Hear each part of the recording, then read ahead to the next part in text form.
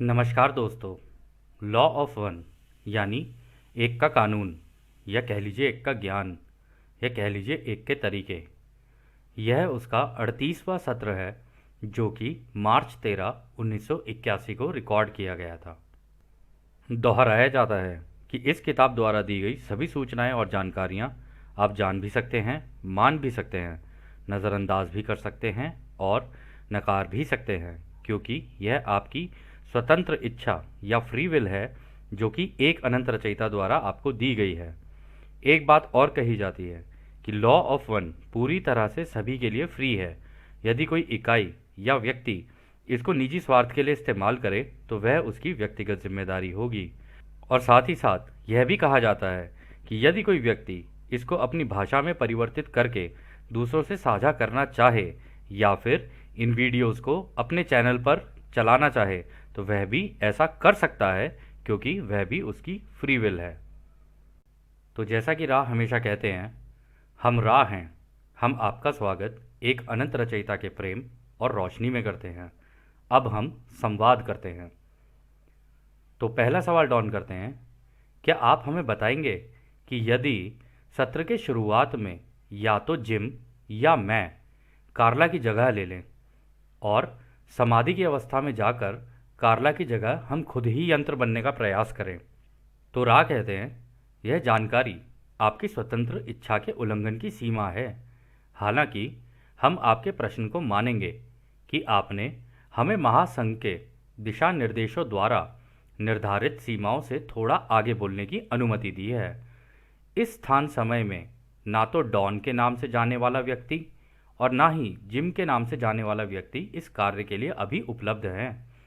Don के रूप में जाने जाने वाला व्यक्ति चैनलिंग के माध्यम से संपर्क बनाने का तरीका और दूसरों की सेवा का अभ्यास काफ़ी समय से कर रहे हैं और वो इस काम में निपुण भी हो गए हैं। जिम के नाम से जाने जाने वाला व्यक्ति को बिना लंबे समय तक अधिक अभ्यास किए बिना इस तरह के चैनल करने में कठिनाई होगी। यदि अभ्यास करके उसका हमारे साथ एक सौहार्दपूर्ण रिश्ता बनता है तब हम ये प्रयोग करके साथ यह कार्य कर सकते हैं। यह दोनों मामलों में सही है। तो दोस्तों, यहाँ पर डॉन ने यही पूछा था कि क्या हम कार्ला की जगह पर ये खुद इंस्ट्रूमेंट बन के यानी समाधि के स्टेट में जाकर इस चैनलिंग को कर सकते हैं। तो रा ने कहा कि देखो, तुम कर तो सकते हो। डॉन को तो उन्होंने बोल ही दिया कि डॉन के पास तो अभी वो एबिलिटी है कि वो कर सकता है, लेकिन जिम के केस में ऐसा नहीं है। जिम को थोड़ी सी और प्रैक्टिस करनी पड़ेगी और मतलब मेडिटेशन करनी पड़ेगी ताकि वो समाधि की इस अवस्था में जाकर इस चैनलिंग को कर पाए। तो उन्होंने कहा था कि हमसे चैनलिंग करने के लिए तुम्हें एक सौहार्दपूर्ण रिश्ता, मतलब एक एक लव और एक अंडरस्टैंडिंग वाला रिश्ता बनाना पड़ेगा, तब जाके हम लोग तुम लोगों के साथ ये काम कर सकते हैं। तो उन दोनों ही केसेस के बारे में उन्होंने बता दिया। फिर अगला सवाल डॉन करते हैं, धन्यवाद। आज समय से थोड़ा पीछे जाते हैं। मैं जानना चाहता हूँ कि लगभग 40 या इतने साल पहले परमाणु ऊर्जा को इस घनत्वता में लाने का संबंध किसी भी तरह से उन व्यक्तियों से है जिनकी वजह से मेल्डेक का विनाश हुआ था और वे इसे दूसरे मौके के रूप में परमाणु ऊर्जा का उपयोग विनाश में ना करके शांतिपूर्वक रूप से करना चाहते थे। क्या यह सही है? तो डॉन का सवाल दोस्तों ये है कि मैं ना थोड़ा पीछे जाना चाहता हूँ, क्योंकि 1981 से पहले जाके वो सोचने की कोशिश कर रहे थे और ये जो मतलब न्यूक्लियर वेपन्स जो बनने शुरू हुए थे ये 1940s के अराउंड बनने शुरू हो गए थे। तो वो कह रहे हैं कि मैं 40 साल पीछे जाना चाहता हूँ और मैं ये जानना चाहता हूँ कि क्या जिन लोगों ने ये मतलब न्यूक्लियर वेपन्स बनाए, क्या ये किसी भी तरीके से उस मेल्डेक वाली सोच के तरीके के लोगों से संबंधित है जो अब दोबारा यहाँ पर रिपीट कर रहे हैं और इस गलती को दोबारा ना दोहराने की कोशिश कर रहे हैं, परंतु उन्होंने क्या कहते हैं यहाँ पर ये न्यूक्लियर वेपन बना दिए हैं। तो राह कहते हैं यह गलत है। यह कुछ ऐसा है जैसा कि आपके यहाँ के लोग घोड़े के आगे गाड़ी लगा देना कहते हैं। इस प्रकार की जानकारी की इच्छा ने इस डेटा को आपके लोगों की ओर आकर्षित किया। इसमें बाहर से किसी भी प्रभाव को कारण या दोष नहीं दिया जा सकता है, बल्कि यह आपके लोगों द्वारा ही चाहा गया था। इस बिंदु से आगे आपका तर्क सही है कि इन व्यक्तियों ने दूसरा मौका चाहा था जिसका आपने उल्लेख किया था। तो दोस्तों, यहाँ पर रा ने क्लियर कर दिया, कह रहे हैं कि ये तो बिल्कुल ऐसा है जैसे तुम्हारे यहाँ के लोग कहते हैं ना कि घोड़े के आगे गाड़ी लगा दो। तो कह रहे हैं कि जिसे घोड़ा गाड़ी भी कहते हैं, तो कह रहे हैं कि ये बिल्कुल वैसे ही सोच रहे हो तुम कह रहे देखो इस तरीके की इन्फॉर्मेशन, ये जो न्यूक्लियर वेपन बनाने की जो इन्फॉर्मेशन थी ना, ये तुम लोगों ने खुद ही अट्रैक्ट की अपनी तरफ, अपनी सोच के अंदर, जानबूझ के कि हमें इस तरीके के वेपन्स बनाने हैं, ठीक है। और इसके लिए किसी बाहर के किसी व्यक्ति को दोष नहीं दिया जा सकता, ना तो कन्फेडरेशन को और ना ही वो मेल्टेक में जो हुए थे उनको। तो वो कह रहे हैं कि ये तो तुम्हारा चुना हुआ है, और दूसरा साथ ही साथ उन्होंने ये भी कहा है कि जो मेल्टेक से लोग यहाँ पैदा हो गए हैं ना, ये काम उन्होंने ही किया है। उन्होंने दूसरा मौका लिया कि भाई हम ये न्यूक्लियर वेपन बनाते हैं, बट इस बार कोशिश करते हैं कि इसको ना दूसरों के भले के काम में लाएं। लेकिन उन्होंने तो कोशिश सही की थी, लेकिन जैसा कि हमेशा होता है, उनके ऊपर जो बैठे हुए थे उन्होंने कहा अच्छा जी दूसरों के लिए मतलब भले के लिए बनाओगे, इसका तो हम इस्तेमाल करेंगे युद्ध के लिए। तो उनकी सोच वैसी थी, लेकिन जो ये लोग थे ना, ये दूसरा मौका चाह रहे थे कि जो नॉलेज उन्होंने उनके दिमाग में उस ज़माने से थी उसका इस्तेमाल यहाँ कर सकें। फिर अगला सवाल डॉन करते हैं, परमाणु ऊर्जा की जानकारी पाने की इच्छा को पूरा करने का क्या तरीका था? तो राह कहते हैं, जैसा कि हमने आपके प्रश्न को समझा है, ये तरीका वही था जिसे आप प्रेरणा कहते हैं। तो दोस्तों डॉन ने यहाँ पर यही पूछा कि भाई ये इस जानकारी को फिर जानने का तरीका क्या था? तो राह ने कह दिया ये तो वही है प्रेरणा, मतलब कि अंदर से एक फीलिंग आ गई कि नहीं, हमें भी हमारे पास न्यूक्लियर वेपन होने चाहिए, कुछ और बड़ा हथियार होना चाहिए हमारे पास। तो वो जो प्रेरणा अंदर से आती गई, उसकी वजह से ये लोग ऐसा काम करते चले गए। तो खैर अगला सवाल डॉन करते हैं, क्या कोई व्यक्ति इस तरह की जानकारी चाहने वाले व्यक्ति को विचारों से प्रभावित कर सकता है? क्या यही प्रेरणा का तरीका होगा? तो डॉन ने पूछ ही लिया कि क्या कोई व्यक्ति किसी दूसरे व्यक्ति को इन्फ्लुएंस कर सकता है इस तरीके के विचारों के लिए? क्या इसी को आप लोग वो प्रेरणा का तरीका कहोगे, या किसी को इन्फ्लुएंस कर देना कहोगे? तो राह कहते हैं, प्रेरणा के तरीकों में इच्छा या इच्छा शक्ति की असाधारण क्षमता शामिल है। एक निश्चित क्षेत्र में इसे जानने या प्राप्त करने के लिए इससे साथ साथ इसे खोलने और भरोसा करने की एक क्षमता आती है, जिसे आप अंतर्ज्ञान इंट्यूशन कहते हैं। यानी कि अंतर्ज्ञान इंट्यूशन भी एक तरीका है जिसे इस तरह की प्रेरणा मिल सकती है। तो राह ने बोल दिया कि देखो प्रेरणा के तरीके बहुत अलग अलग हो सकते हैं, लेकिन इस अपनी कुछ लोग ऐसे होते हैं ना कि मेरे अंदर इंट्यूशन आ रही है कि अगर मैं ये इक्वेशन यहाँ से यहाँ ऐसी कर दूँ तो शायद इससे ये रिजल्ट मिल जाएगा। तो उन लोगों ने वो इंट्यूशन का अपना इस्तेमाल करते करते करते, क्योंकि जनरली दोस्तों यही होता है, जितने भी साइंटिस्ट होते हैं ना, वो यूजुअली जब स्टार्ट करते हैं ना, वो इंट्यूशन से ही स्टार्ट करते हैं अपनी। और मतलब मैथमेटिकल कैलकुलेशंस में तो जाते हैं, बट वो उनकी आदत होती है कि इधर भी करते रहो चीज़ें, उधर भी करते रहो, और एक्सपेरिमेंटेशन मोड में रहते हैं। जो व्यक्ति एक्सपेरिमेंटेशन मोड में होगा ना, उसकी इंट्यूशन की एबिलिटी बढ़ती चली जाती है, बढ़ती चली जाती है। तो उन्होंने अपनी इंट्यूशन का ही इस्तेमाल करके इस तरीके के न्यूक्लियर वेपन्स बनाए फिर। और इसमें दो मेजर नाम थे, एक था ओपनहाइमर और दूसरा था आपका एल्बर्ट आइंस्टाइन। इन दो लोगों का मेजर हाथ था इसके अंदर। तो खैर अगला सवाल डॉन करते हैं, क्या आप मुझे बता सकते हैं कि एक पूरी तरह से संतुलित अविकृत व्यक्ति में लाल से लेके बैंगनी तक के सारे चक्र किस प्रकार के दिखते हैं? तो डॉन ने यहाँ पे सवाल किया है कि एक एक ऐसा इंसान जो कि बड़ा बैलेंस्ड हो, उसके नीचे के चक्र से लेके ऊपर तक के चक्र जितने भी हैं वो किस तरीके से दिखते हैं? तो राह कहते हैं, हम आपको यह नहीं बता सकते क्योंकि प्रत्येक संतुलन सही है और अनोखा होता है। हम इसे समझाने में कठिन ऑब्सक्योर नहीं करना चाहते हैं। आइए हम एक उदाहरण पेश करते हैं। हम कार्ला का ही उपयोग करते हैं। इसके लाल नारंगी पीले चक्र को एक समान रूप चमकते हुए देखा जा सकता है। उसका हरा चक्र काफी चमकदार है। यह हरा चक्र कम चमकदार इंडिगो चक्र के द्वारा संतुलित है। इन दोनों चक्र ग्रीन और इंडिगो के बीच इसके संतुलन का बिंदु है, यानी कि ब्लू चक्र जो कि संचारक यानी कम्युनिकेटर का चक्र है, वो सामान्य से अधिक क्षमता के साथ चमक रहा है। तो यहाँ पर देखो उन्होंने इसका कार्ला का एग्जाम्पल लेके समझा दिया। उन्होंने बताया उसके नीचे के जो तीन चक्र है यानी रेड रे, ऑरेंज रे और येलो रे, कह रहे वो तो इक्वल चमक रहे हैं आपस में, ठीक है। उसके बाद जो ग्रीन जो हार्ट चक्र है वो एकदम बड़ा शाइन कर रहा है। उसके बाद जो इंडिगो वाला है ना वो भी अच्छा शाइन कर रहा है, लेकिन उसको बैलेंस कर रखा है बीच में जो ब्लू चक्र है यानी जो थ्रोट चक्र होता है ना, उसने बैलेंस करके रखा हुआ है। और वो कह रहे हैं कि इसके अंदर भी जो चमक है ना वो काफ़ी अच्छी है। आपको याद होगा ये जितनी भी चीज़ें चल रही हैं ना, ये कार्ला अपने मुंह से बोल रही है सारी की सारी चीज़ें, रा कार्ला के द्वारा बोल रहे हैं। और इसमें उन्होंने उसके ब्लू चक्रा, ये जो ब्लू रे है ना थ्रोट चक्रा, इसका इस्तेमाल किया है। और वो इतने अच्छे से चमक रहा था कि वो लोग इस्तेमाल कर पाए, मतलब रा इसका इस्तेमाल कर पाए। तो इसलिए उन्होंने कार्ला के बारे में सारा कुछ बता दिया कि कार्ला किस तरीके से इतनी बैलेंस्ड है। तो उनको उसके वॉयलेट यानी उसके सहस्त्रधारा में यानी उसके क्राउन चक्रा में देख के पता चल गया कि इसके जो चक्रा है ना वो किस तरीके से और वाइब्रेट कर रहे हैं और कितनी कितनी जगह पे कितने कितने कलर में वाइब्रेट कर रहे हैं, क्योंकि रातों देख सकते हैं ना ये।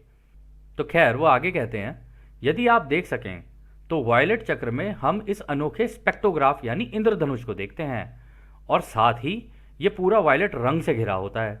इसी के साथ ये बाहर से उससे घिरा होता है जो लाल रंग और बैंगनी किरण को मिलाता है, जो मन, शरीर और आत्मा की एकता को दर्शाता है।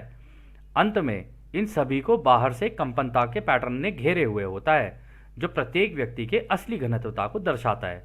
तो दोस्तों यहाँ पर पता है वो क्या कह रहे हैं? वो कह रहे हैं कि हम तो तुम्हारा पूरे जो ये चक्र है ना, इनको सबको इंद्रधनुषी रंग के अंदर देख रहे होते हैं। कह रहे जब इनके बाहर की तरफ से ना, जब ये पूरे बैलेंस में हो जाते हैं, इनके बाहर की तरफ से ना, वो कह रहे एक लाल रंग से घिरा होता है।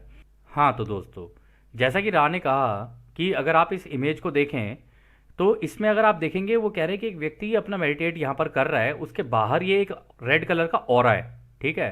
फिर उसके बाहर ये ऑरेंज कलर का है, फिर उसके बाहर ये येलो कलर का है, ग्रीन कलर का है। इस तरीके से राह ने यहाँ पर एक्सप्लेन किया है कि इस तरीके से उसके बाहर ना ऑरा बनता चला जाता है, हर व्यक्ति का अपना अपना।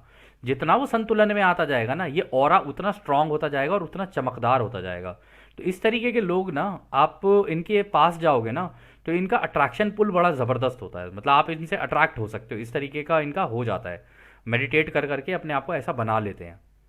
और ये ही जो ऑरा होता है ना, ये दर्शाता है कि आप नेक्स्ट डेंसिटी में यानी अगले सतयुग में कह लो या अगली घनत्वता में जाओगे या नहीं जाओगे।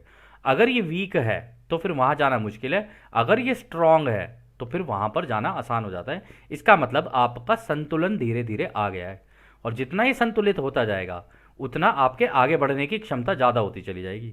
लेकिन इसमें सबसे ज़्यादा इंपॉर्टेंट जो होता है ना, वो होता है ये ग्रीन वाला।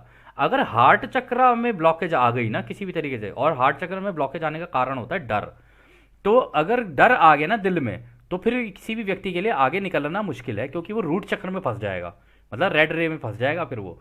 तो अगर उसका दिल खुला है ना, तो फिर ये ग्रीन चक्र उसका ऑटोमेटिकली एक्टिवेट हो जाएगा और फिर वो नेक्स्ट डेंसिटी के अंदर मूव करने लायक हो जाता है। खैर इससे आगे वो कहते हैं, हमने जो अभी आपको बताया है ये असंतुलित और पूरी तरह से संतुलित दोनों में देखा जा सकता है। पूरी तरह से संतुलित व्यक्ति की समझदारी दूसरों के साथ व्यवहार करने में काफ़ी मददगार होगी। रुकावटों, ब्लॉकेज को महसूस करने की क्षमता केवल हीलर के लिए ही उपयोगी है। इन चक्रों में संतुलन देखते समय हम कोई धारणा या जजमेंट नहीं बनाते हैं। बेशक जब हम देखते हैं कि कई ऊर्जा के प्लेक्सिस कमज़ोर और अवरुद्ध यानी ब्लॉक्ड हैं, तो हम समझ सकते हैं कि एक व्यक्ति ने अभी तक छड़ी को पकड़ा भी नहीं है और दौड़ की शुरुआत भी नहीं की है। हालांकि संभावनाएं हमेशा से वहाँ होती हैं। सारे चक्र पूरी तरह से संतुलित होते हैं और सक्रिय होने की प्रतीक्षा में रहते हैं। तो राह यहाँ पर ये कह रहे हैं कि देखो, ब्लॉकेजेस को देख के हम लोग वैसे तो कोई जजमेंट नहीं कर रहे होते कि अरे भाई ये इसको जज करें, इसका फंस रहा है, इसका ये हो रहा है, इसका वो हो रहा है। हम तो बस ये वेट करते हैं कि ये कौन है जो इसको एक्टिवेट करके आगे निकल पाएगा, ठीक है। और इससे हमें पता चल जाता है अगर कोई व्यक्ति असंतुलित है ना, तो इसका मतलब इसने तो अभी तक छड़ी पकड़ी नहीं है। दौड़ना तो बहुत दूर की बात है, मतलब आगे सतयुग में एंटर करना तो बहुत दूर की बात है। अभी तक तो इसने छड़ी भी नहीं पकड़ी है कि चलना कैसे इसके ऊपर। और जब तक इसके अंदर वो संतुलन आएगा नहीं, तब तक ये वहाँ पहुँच नहीं पाएगा। तो इस वजह से ये संतुलन जो है, ये डेवलपमेंट जो होती है, ये होती है मेडिटेशन से। हो सकता है आपके आसपास घटनाएं ऐसी घट रही हो कि जो कि इतनी भीषण हो कि ऐसी सिचुएशन के अंदर आप मेडिटेशन ही ना कर पाओ, लेकिन आपको कोई ना कोई तरीका लगातार ढूंढते रहना चाहिए कि यार मेरे को मेडिटेशन करना बहुत ज़रूरी है, क्योंकि अगर मुझे इस नेक्स्ट डेंसिटी के अंदर जाना है तो मेडिटेशन इज़ द की। अगर वो नहीं है तो मैं अपना संतुलन नहीं बना पाऊंगा, क्योंकि मेडिटेशन करने के बाद आपके जो एक्शन होंगे ना, वो बड़े सही हो जाएंगे। मतलब आप एक बहुत ही सोचा समझा एक्शन ले पाओगे और उस एक्शन की वजह से आपकी ग्रेड बनती चली जाएगी। फिर वो आगे कहते हैं, शायद आपके सवाल का जवाब दूसरी तरह से भी दिया जा सकता है। पूरी तरह से प्रभावशाली यानी पोटेंशिएटेड व्यक्ति, यानी कि जिसके सारे चक्र पूरी तरह से खुले हैं, उनके सारे चक्र समान मात्रा की कंपनता में चमकते हैं और शानदार तरीके से चमककर एक के ऊपर एक रहते हैं, जब तक कि वो सफ़ेद रंग से घिर ना जाए। इसे ही आप तीसरी घनत्वता में प्रभावशाली संतुलन कह सकते हैं। तो दोस्तों यहाँ पर वो ये कह रहे हैं कि देखो होते तो ये सबके अंदर है चक्र, ठीक है, इनके अंदर मतलब पावर इनके अंदर है, ये एक्टिवेटेड है सारे, लेकिन आपको ना इनको और एक्टिवेशन में लाना होता है। मतलब इनकी ना पोटेंशियल जो होता है, ये एक ठहरी हुई ऊर्जा है, इस ऊर्जा को चलाना शुरू करते हैं। मेडिटेशन क्या करती है, इसको चलाती है, इसको बढ़ाती है बढ़ाती है बढ़ाती है। इसी तरीके से वो कह रहे हैं कि एक के ऊपर एक ही सारे चक्र होते हैं, ठीक है, और इनकी कंपनता, इसमें चमक कैसे आती जाएगी और कैसे बढ़ती जाएगी उसके ऊपर ध्यान दिया जाता है। और एंड में जाके ना इनके अराउंड एक सफेद रंग का वो बन जाता है। यदि इसमें देखें ना हम लोग, जो खैर यहाँ पर चक्र तो नहीं दिखाए हैं, लेकिन अगर आप ऐसे मान के चले कि ऊपर से लेके नीचे तक चक्र है ना, तो नीचे से एक गोला बन जाएगा इसी तरीके का जो सफेद रंग का हो जाएगा उसके आसपास, अंदर ही, चक्रों के अंदर ही। तो उससे ये घिरे हुए होते हैं। हम कोशिश करते हैं कि ऐसी कोई हमें इमेज मिले तो हम एक बार शेयर करते हैं आपसे, एक सेकंड रुकिए। हाँ, तो ये एक इमेज है, इसमें आप देख सकते हैं कि हर चक्र के अंदर ना चमक है, ठीक है, चमक है ऊपर तक, और ऊपर सहस्रार है सफेद रंग का, ठीक है। तो इन वो राय ये कह रहे हैं कि यहां से लेके यहां तक का एक सफेद रंग का एक ऑरा सा बन जाता है उसके अंदर ही, और वो जाके इससे टच करता है सहस्रार से, और यहां से उनको सारे कलर का बैलेंस यहां से पता चल जाता है रा को। फिर अगला सवाल डॉन करते हैं, क्या तीसरी घनत्वता वाले ग्रह पर यह संभव है कि यहाँ एक ऐसा समूह बन सके जिसकी सोच बिल्कुल एक जैसी हो, जो कि तीसरी घनत्वता में संचालित हो सके? तो दोस्तों यहाँ पर जो डॉन ने सवाल किया है ना, वो ये पूछ रहे हैं कि क्या यहाँ पर हम एक समूह बना सकते हैं, एक सोशल मेमोरी कॉम्प्लेक्स, जिन लोगों की सोच एक जैसी हो और उस ग्रुप को एक तरीके से संचालित किया जा सके इस तीसरी घनत्वता में, ताकि पूरा का पूरा ग्रुप ही आगे निकल के चौथी घनत्वता में चला जाए। तो रा कहते हैं यह केवल तभी संभव है जब सारी इकाइयां तीसरी घनत्वता के बाद वाले या सातवें हिस्से में हों और जो आपस में सामंजस्यपूर्ण हार्मोनियसली तरीके से रहकर अगली घनत्वता में जाने की तैयारी में हों। तो यानी कि रा यहाँ पर ये कह रहे हैं कि ये तब ही पॉसिबल है जब उस ग्रुप के जितने भी लोग हैं ना, वो ऐसे मेडिटेट करके एक दूसरे के साथ प्रेम प्यार से आगे निकलें और आगे निकल के एंड तक पहुंच जाए सेवंथ। मतलब हमारे भी थर्ड डेंसिटी के अंदर भी तो अलग अलग ऑक्टेव है ना, ऑक्टेव 1 2 3 4 5 6 7 ऐसे करके सब डेंसिटीज है ना। अगर वो सातवें हिस्से में पहुंच गए हैं ना और सारे एक झुंड बनाकर चल रहे हैं, तो ऐसे में वो आगे निकल के जा सकते हैं सारे के सारे एक साथ। अगर झुंड की बात है तो पूरा का पूरा झुंड ही आगे निकल के पूरा फोर्थ डेंसिटी क्रॉस कर जाएगा। तो खैर अगला सवाल डॉन करते हैं, क्या आप मुझे इस तरह के एक ग्रह का उदाहरण दे सकते हैं जो एक तीसरी घनत्वता दूसरों की सेवा का ग्रह हो और एक तीसरी घनत्वता खुद की सेवा का ग्रह हो, और उनकी उपलब्धियों की क्या स्थिति है, यानी कि उन ग्रहों की क्या स्थिति है? तो यहां पर डॉन ने सवाल किया है कि आप हमें एग्जाम्पल दे सकते हो कि एक मतलब थर्ड डेंसिटी नेगेटिव टाइप का कोई प्लैनेट हो और थर्ड डेंसिटी पॉजिटिव टाइप का कोई प्लैनेट हो, ठीक है, यानी एक दूसरों की सेवा वाला टाइप का हो और एक खुद की सेवा वाला टाइप का हो। क्या ऐसा कोई है ग्रह, उसका एग्जाम्पल दे सकते हो? तो रा कहते हैं जहां तक हम जानते हैं तीसरी घनत्वता में ऐसा कोई समूह नहीं है जिसका झुकाव नेगेटिव की ओर ना हो। पॉजिटिव झुकाव वाले तीसरी घनत्वता के ग्रह के बारे में हमने कभी सुना नहीं है, लेकिन यह काफी दुर्लभ है। हालांकि सीरियस स्टार के ग्रह में रहने वाले एक व्यक्ति ने तुम्हारे ग्रह में रहने वालों को से 2 बार संपर्क किया है। यह व्यक्ति तीसरी घनत्वता के अंतिम स्तर में है और तीसरी घनत्वता के समूह का हिस्सा है। इसकी चर्चा क्वेश्चन नंबर 8.21 और 8.22 में किया भी था। ऐसा समूह जिनकी सोच बिल्कुल एक हो जाए, यह पूरी तरह से चौथी घनत्वता की घटना है, यानी कि ये चौथी घनत्वता में जाने के लिए तैयार हैं। तो दोस्तों यहाँ पर रा ने जो जवाब दिया ना, रा ने कहा है कि थर्ड डेंसिटी का तो ऐसा कोई भी प्लेनेट नहीं है जहां पर लोगों की सोच नेगेटिव ना हो। कुछ लोगों की कह रहे ऐसा तो मिलेगा ही मिलेगा तुम्हें, हर थर्ड डेंसिटी में ऐसा होगा ही होगा। और उन्होंने कहा कि पॉजिटिव पूरा ही कोई थर्ड डेंसिटी ग्रह हो जाए, कह रहे ऐसे भी हमने कोई सुना नहीं है कि थर्ड डेंसिटी, क्योंकि थर्ड डेंसिटी में तो अभी हम लोग एक्सपेरिमेंट ही कर रहे हैं, समझ ही रहे हैं सारी चीजें। हमें लगता है कि हमें सारा ज्ञान है, हमें पूरा ज्ञान है नहीं है अभी।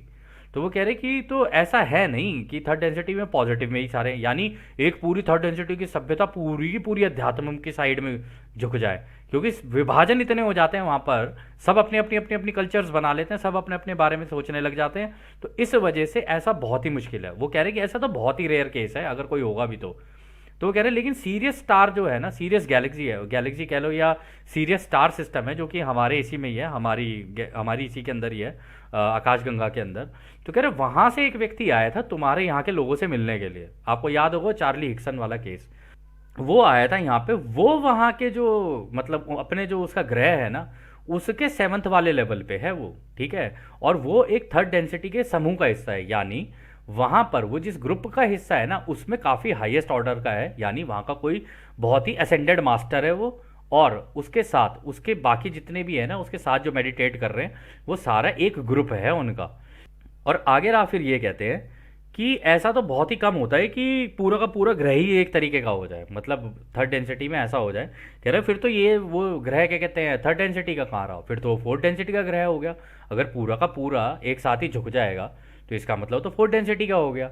तो ऐसा उन्होंने कहा है कि ऐसा तो रेयर ही होता है। हर ग्रह में से कुछ गुट निकल जाते हैं, कुछ नेगेटिव की तरफ निकल जाते हैं, कुछ पॉजिटिव की तरफ निकल जाते हैं, ऐसे ही होता है हमेशा।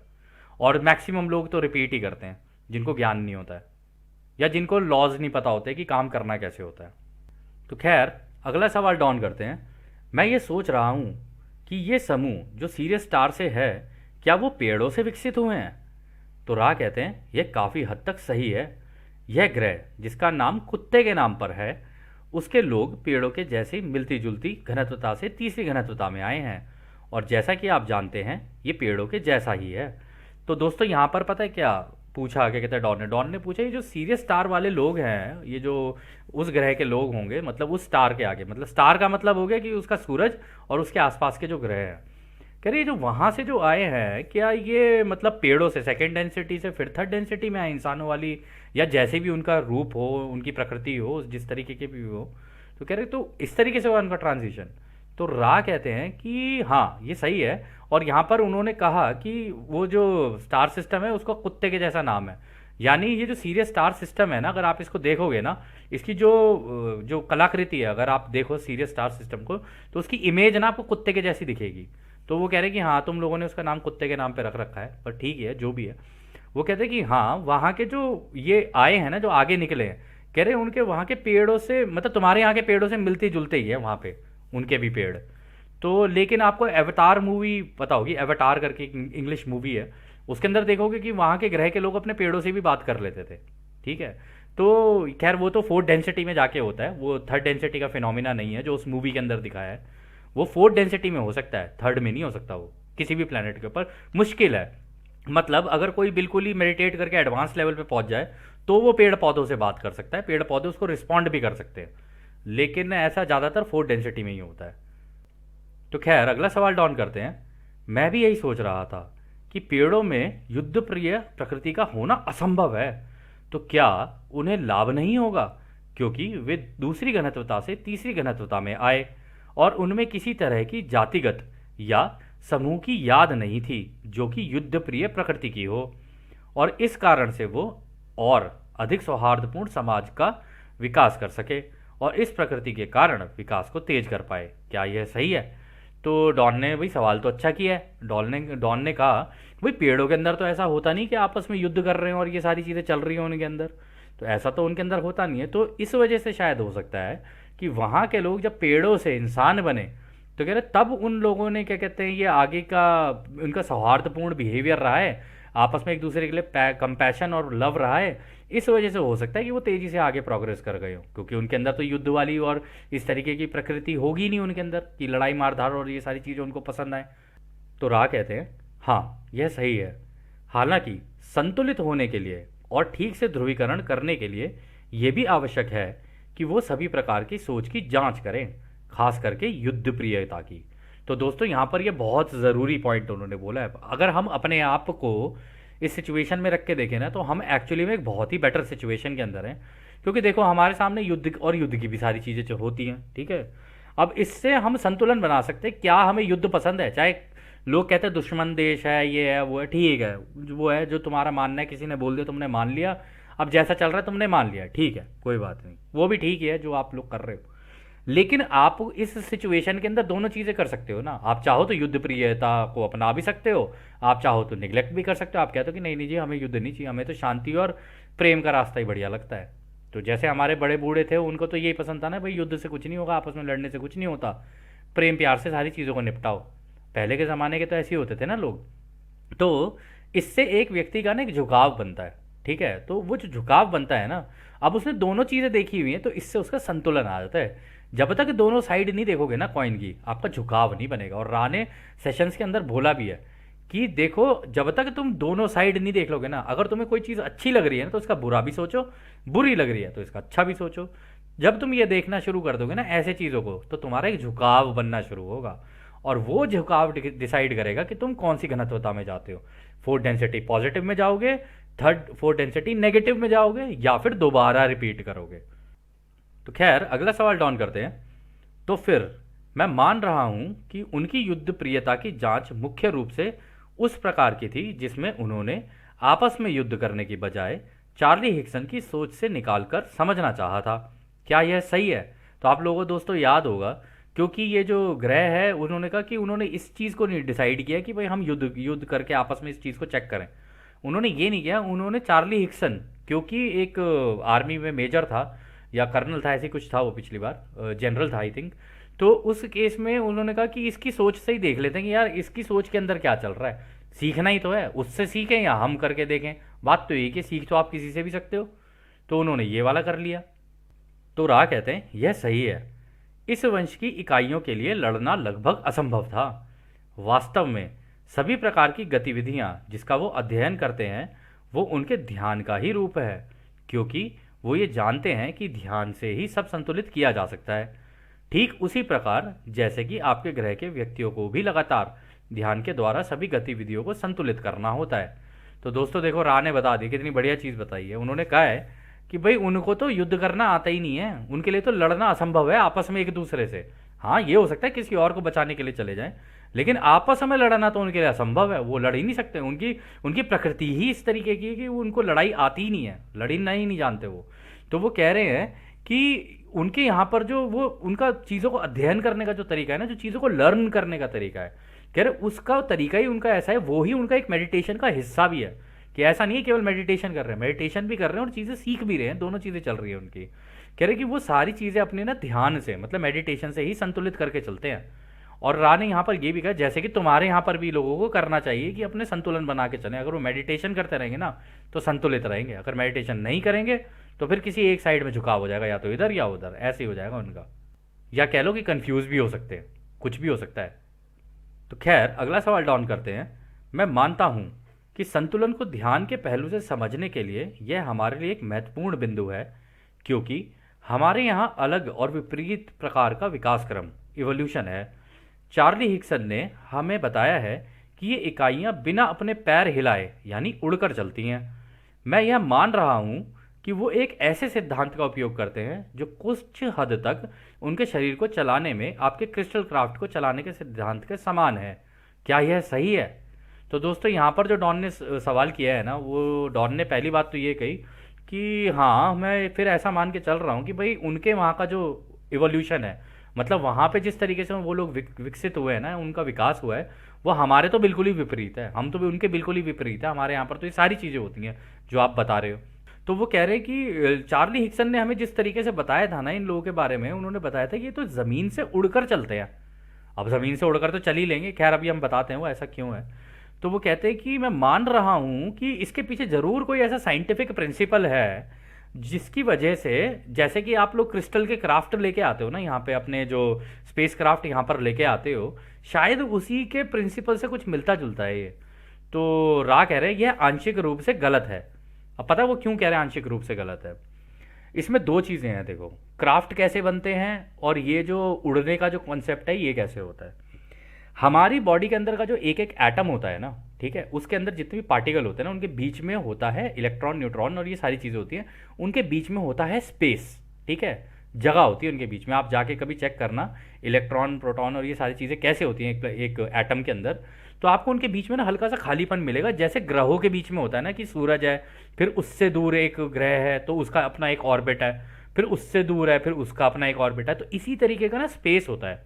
तो अगर कोई व्यक्ति उस स्पेस को और अपने आप को पूरा का पूरा समझ ले, अपने एक एक एटम को समझ ले, तो जब वो मेडिटेशन की अवस्था में होगा ना, या अपने उस दिमाग के न्यूरॉन को समझ ले जिससे वो मैनेज होती है, तो वो स्पेस को इंक्रीज कर सकता है, मतलब बढ़ा सकता है। और जैसे ही वो बढ़ाएगा ना तो उसके जो शरीर के कण कण है ना वो फैलने शुरू हो जाएंगे, और जब वो फैलने शुरू होंगे ना तो शरीर हल्का होना शुरू हो जाएगा। और आप लोगों ने कई बार ऐसा देखा होगा, लोगों से पूछा भी होगा, जो लोग मेडिटेशन करते हैं उनके साथ ऐसा होता है कि जब वो मेडिटेट करते हैं, क्योंकि हमारे साथ भी ऐसा होता है, जब हम मेडिटेट करते हैं ना, तो हमारा जो शरीर है ना, अचानक से हमें ऐसा एहसास होता है जैसे फूलने लग गया है। वो इसीलिए क्योंकि उस टाइम पर वो जो अंदर के एटम्स है ना, वो एक्सपैंड करना शुरू करते हैं, खुलना शुरू करते हैं वो। और यदि कोई व्यक्ति कंटिन्यूअसली इसको करता चला जाए और अपने आप को समझ ले, तो वो हवा से लिफ्ट भी कर जाएगा अपने आप को, उन स्पेस को इतना बढ़ा भी सकता है कि वो गायब भी हो जाए, और उनको किसी और जगह जाके वहां पर एक जगह इकट्ठा करके वहां से निकल के भी आ सकता है। तो इसके जो पीछे का प्रिंसिपल है ना, वो स्पेस का प्रिंसिपल है कि आप अपने एटम के अंदर का कैसे बढ़ा और घटा सकते हो स्पेस। अगर आप उस स्पेस को मास्टर कर लोगे ना, तो आप कुछ भी कर सकते हो। आप उड़ भी सकते हो, आप ग्रह से भी बाहर निकल के जा सकते हो, आप दीवार क्रॉस कर सकते हो, आप यहां से गायब होकर कहीं और से निकल सकते हो। हर चीज पॉसिबल है अगर आपने उस स्पेस को मास्टर कर लिया तो, और वो केवल मेडिटेशन से ही हो सकता है। इसका यदि आप एक उदाहरण देखना चाहें तो हम आपको एक उदाहरण दिखा सकते हैं। तो दोस्तों, यदि आप इस इमेज को देखो ना, तो आप देख रहे होगे ये बच्चा ज़मीन से लेविटेट करके हवा में चला गया, ठीक है, और ये बुद्धिस्ट मंक है और ये क्या कहते हैं अपनी प्रैक्टिस कर रहा है। तो इसने, आपको देखने में ऐसा लग रहा है कि इसका शरीर वहीं है, लेकिन ऐसा नहीं है। अंदर ही अंदर इसने अपने शरीर के जो कण कण है ना, उनको एक्सपैंड कर दिया, इसलिए ज़मीन से ऊपर उठ गया ये बच्चा। खैर, इसके आगे डॉन ने एक चीज़ और पूछी थी, क्या आपके क्राफ्ट भी इसी तरीके से काम करते हैं क्या? तो दोस्तों, क्राफ्ट इनके ऐसे नहीं बनते हैं जैसे आप लोग सोच रहे हो। क्राफ्ट पता है कैसे बनते हैं? क्राफ्ट ऐसे बनते हैं कि मान लो जैसे दो लोग हैं या कुछ भी हैं, क्योंकि इनको एक एक कण की रेजोनेटिंग फ्रीक्वेंसी पता चल गई है, मतलब उनकी कंपनता पता चल गई है। तो मान लो अगर किसी को अपने क्राफ्ट बनाना है ना, तो एक जगह ही खड़ा हो जाएगा, या अपने उस दिमाग का, उस न्यूरॉन का इस्तेमाल करेगा कि इसी हवा के अंदर से आपको, वो है हमने बताया था ना, वो कण कण जो आँख में जब हम आँख मूंदते हैं तो वो कण कण से नजर आते हैं, इसी में हवा में से वो कण कण खींचना शुरू करते हैं और अपने आस पास पूरा का पूरा क्राफ्ट बना देते हैं वो। इसलिए इनके क्राफ्ट जो होते हैं ना, वो रोशनी के क्राफ्ट होते हैं, कि इसी हवा से खींचा, दिमाग के अंदर जैसी इमेज इनके आ रही होती है ना, वैसी की वैसी इमेज उस अपनी दिमाग के अंदर ही रखते हैं, और अपने आस पास विजुअलाइजेशन इतनी स्ट्रांग हो चुकी होती है कि इसी हवा में से वो कण कण खींचे और एग्जैक्टली वैसा अपने आसपास बना दिया। तो बेसिकली कहने का मतलब है कि खुद तो वो सेंटर में है, लेकिन जो क्राफ्ट बनाना अपने आसपास, उस क्राफ्ट के सेंटर में वो है, और अपने आसपास ही पूरा क्राफ्ट बना दिया। और वो जो क्राफ्ट होगा ना, वो जिंदा क्राफ्ट होगा, क्योंकि वो अब वो उनके दिमाग से अटैच है। तो अगर आप उस क्राफ्ट से बात करोगे या उनसे बात करोगे, बात एक ही है, मतलब दोनों ही जिंदा हैं इस वक्त, अगर आप बात करना चाहोगे तो यदि आप उन्हें आप ये कहोगे ना कि आप कौन हो, तो वो कहेंगे हम तुम हैं। वो इसीलिए क्योंकि वो जानते हैं कि तुम में और हम में कोई फर्क नहीं है, तुम भी उसी चीज़ के बने हो, हम भी उसी चीज़ के बने हुए हैं, ठीक है। और तुम्हारे अंदर भी वो रचयिता का होलोग्राम है और हमारे अंदर भी वो रचयिता का होलोग्राम है, इसलिए तुम में और हम में कोई फर्क नहीं है। तो ये सारे कॉन्सेप्ट्स वो अच्छे से जानते हैं, और इस तरीके के ग्रह के लोग जानते ही हैं।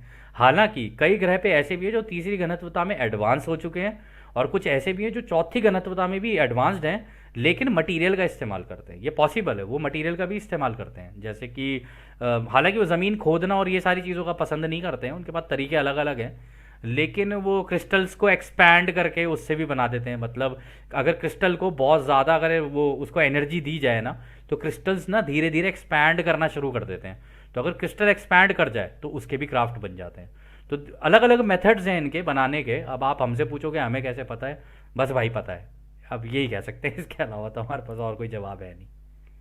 तो खैर, अगला सवाल डॉन करते हैं। लेकिन मैं ये मान रहा हूँ कि उनकी गति का तरीका हमारे जैसे शारीरिक तौर पर, यानी कि पैर उठाकर वो लोग नहीं चलते, बल्कि ये दिमाग का सीधा कार्य है जो किसी तरह ग्रह के चुंबकीय कार्य से जुड़ा हुआ है। क्या यह सही है? तो रा कहते हैं यह काफ़ी हद तक सही है। यह एक विद्युत चुंबकीय घटना है जो एक कमज़ोर विद्युत प्रकृति की सोच की उत्तेजना, इम्पल्स द्वारा नियंत्रित होती है। तो दोस्तों देखो, वही वाली बात हुई ना, डॉन ने ये कहा कि मैं ये सोच रहा हूँ कि ये, इसका मतलब ये जो प्लैनेट की जो इलेक्ट्रोमैग्नेटिक फील्ड होती है ना, उससे इसका कुछ लेना देना है, और ये दिमाग का काम है, ना कि इसका, इसके लिए कोई मतलब मटेरियल का और इस चीज़ का कोई इस्तेमाल किया जाए। तो रा ने भी कहा हाँ, ये काफ़ी हद तक सही है। तो अगर तुम अपने दिमाग को समझ लो और अपने आप को समझ लो, तो तुम्हारे दिमाग के अंदर कुछ ऐसे न्यूरॉन्स हैं जिनके अंदर जो इम्पल्सिस होते हैं, क्योंकि न्यूरॉन भी तो चमकते रहते हैं ना दिमाग के अंदर, उनके अंदर भी इम्पल्सिस होती हैं। तो कह रहे हैं वो उन जो सबसे कम वाली इम्पल्स होगी ना, उसकी वजह से ऐसा हो जाता है। वो कहते हैं कमज़ोर विद्युत, यानी एक बहुत ही लो इलेक्ट्रिकल पल्स होगा।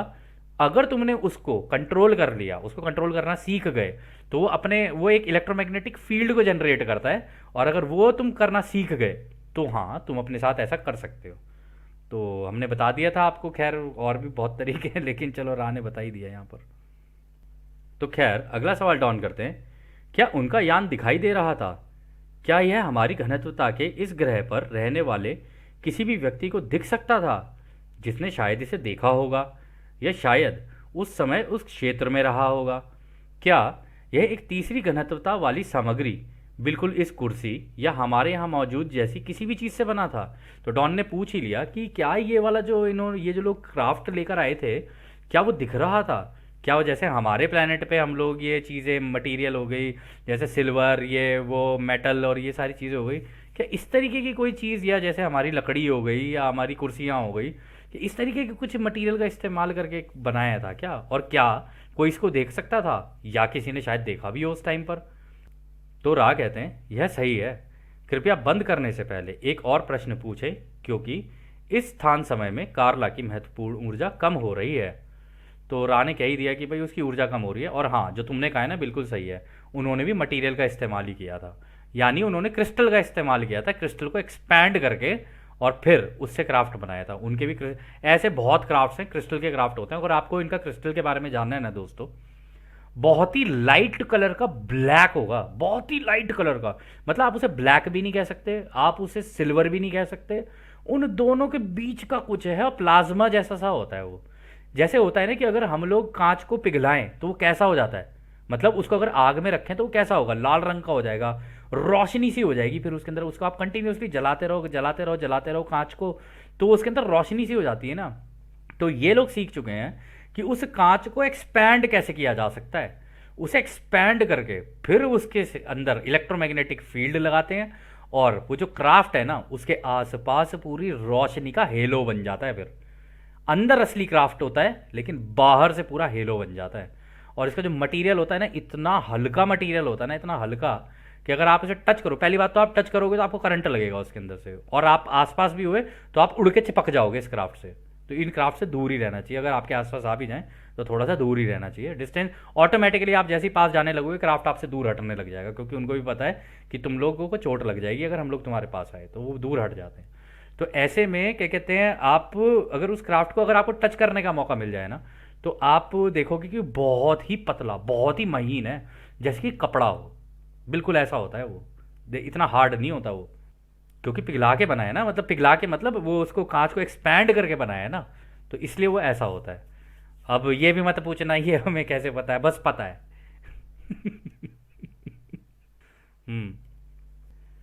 तो खैर अगला सवाल डॉन करते हैं। ठीक है, मैं सिर्फ यही पूछूंगा, क्या आप मुझे कुछ अंदाज़ा दे सकते हैं कि चौथी घनत्वता नेगेटिव या खुद की सेवा वाले ग्रह पर क्या स्थितियां होती हैं? क्या आप ऐसा कर सकते हैं? तो डॉन ने पूछ ही लिया कि भाई फोर्थ डेंसिटी नेगेटिव प्लैनेट जो होते हैं उन पे किस तरीके की स्थिति होती है। तो रा कहते हैं चौथी घनत्वता नेगेटिव में वही लोग आगे बढ़ पाते हैं जिन्होंने सचेत रूप से लाल, नारंगी और पीली किरणों की ऊर्जा का उपयोग करके अनंत बुद्धिमानिता से संपर्क किया हो। इसलिए चौथी घनत्वता नेगेटिव वाले ग्रहों की स्थितियों में उन्हें बार बार अपनी स्थिति को व्यवस्थित और पुनः व्यवस्थित करने का प्रयास करना पड़ता है, ताकि वो अपना प्रभुत्व बनाए रख सकें। यानी कि एक दूसरे पर हावी होने के लिए उनके बीच लगातार संघर्ष रहता है। तो दोस्तों, ये तो काफ़ी हद तक सिचुएशन हमारे प्लेनेट के जैसी है। वो कह रहे हैं कि इसमें जो टॉप में बैठे होते हैं ना, ठीक है, उनको उनको अपना लाल यानी रेड रे, ऑरेंज रे और येलो रे, इन तीन का लगातार कंटिन्यूसली इस्तेमाल करना पड़ता है, और रचयिता की अनंत बुद्धिमानिता से संपर्क कर लेते हैं वो, यानी टेक्नोलॉजी का इस्तेमाल करके। कह रहे इसीलिए उनके बीच में ना आपस में भी बड़ी वो रहती है, चीज़ें क्या कहते हैं, खराब होती रहती हैं। उनकी चीज़ें खराब होंगी वो फिर उसे ठीक करने लगेंगे, थोड़ी उल्टी सीधी होंगी उसे फिर ठीक करने लगेंगे। तो लगभग उनके अंदर ये सारी चीज़ें चलती रहती हैं, और आपस में भी संघर्ष चलता रहेगा कि भाई ये पार्टी उस पार्टी से ऊपर, वो पार्टी उस पार्टी से ऊपर, ऐसे करके एक दूसरे को दबाने का वो काम चलता रहेगा इनके अंदर। ये चौथी घनत्वता नेगेटिव सोच वाले जो होते हैं ना, उनका है ही इस तरीके का कि भाई उनके बीच में इस तरीके का संघर्ष चलता ही रहेगा, लगातार चलेगा इस तरीके का। ठीक है, और ये संघर्ष इसलिए होता है कि उनमें से बेस्ट निकालने होते हैं इनको। ठीक है, जो टॉप में बैठे होते हैं उन्हें बेस्ट निकालने होते हैं कि इनमें से बेस्ट कौन निकलेगा, और उनके जो टॉप में होते हैं उनके अंदर भी आपस में संघर्ष चल रहा होता है, जब तक कि एक क्रीम ना उसके अंदर से निकल के आ जाए कि हाँ ये हैं वो बेस्ट, जो बिल्कुल क्रूर हमारे जैसे हैं, मतलब खुद की सेवा वाले रास्ते पर हैं। ये पूरा उनका उनका आपस का समुद्र मंथन होता है बेसिकली। फिर वो आगे कहते हैं, चौथी घनत्वता के शुरू के स्तर पर सबसे भीषण संघर्ष होता है जब सत्ता ताकत का क्रम स्थापित हो जाता है, और सभी तब तक लड़ते हैं जब तक कि ताकत की संरचना में यह तय नहीं हो जाता है कि इस ताकत की संरचना में उनका क्या स्थान है। तब उनका समूह बनना शुरू होता है। चौथी घनत्वता, जिसमें टेलीपैथी और विचारों में पारदर्शिता होती है, उसका इस्तेमाल सिर्फ उन्हीं लोगों के द्वारा किया जाता है जो ताकत की संरचना में सबसे ऊपर होते हैं। तो दोस्तों, जैसा कि अभी हमने कहा कि ये क्रीम निकालनी होती है ऊपर, कि देखें इनमें से कौन सबसे ज़्यादा आगे निकल के आएगा और कौन लीडर टॉप पोजीशन पे रहेगा। तो उन्होंने कहा इनके बीच में आपस में संघर्ष चलता रहेगा कि इस चौथी घनत्वता में टॉप पे जाएगा कौन, और कौन कौन टॉप लीडरशिप के अंदर आएगा। तो कह रहे कि जब इनकी सत्ता और ताकत स्थापित हो जाएगी ना, तब जाके तो इनके झुंड, इनके गुट बनने शुरू होते हैं अपने खुद के, और ताकि नीचे वालों का इस्तेमाल कर सकें और खुद टॉप पे बने रहें। क्योंकि खुद को टॉप पे रखना ये बहुत ज़रूरी होता है अगर इन्हें चौथी घनत्वता में जाना है और टॉप लीडरशिप के अंदर रहना है तो। वरना ये चौथी घनत्वता में चले तो जाएंगे लेकिन वहां पे कर्मचारी बन जाएंगे, जैसा हाल उसका हुआ था तारस बुलबुला और इन लोगों का। तो वो कह रहे कि वो ना बनने की वजह से ना इन लोगों को कंटिन्यूस स्ट्रगल रहता है आपस में, और ये अपने झुंड बनाना शुरू करते हैं, लेकिन पहले टॉप की पोजीशन पाने की कोशिश करते हैं। हर कोई जो भी खुद की सेवा के रास्ते पे होगा उसके साथ होता ही ऐसा है, जैसा कि राह ने कहा है यहाँ पे।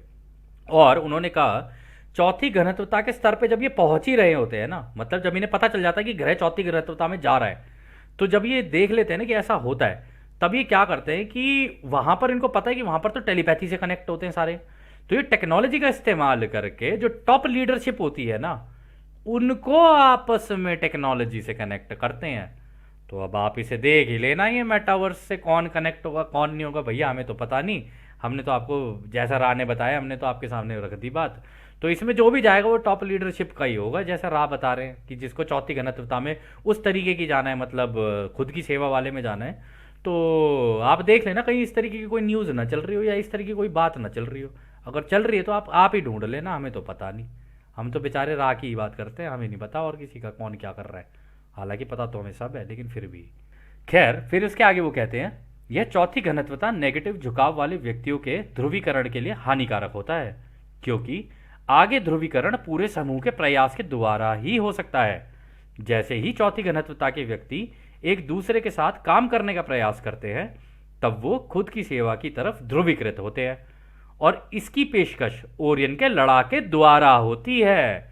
तो कहने का मतलब है कि पहले तो टॉप लीडरशिप होगी कनेक्ट, ठीक है, और इन सब का आपस में एक जैसी सोच होनी बहुत जरूरी है, क्रूर।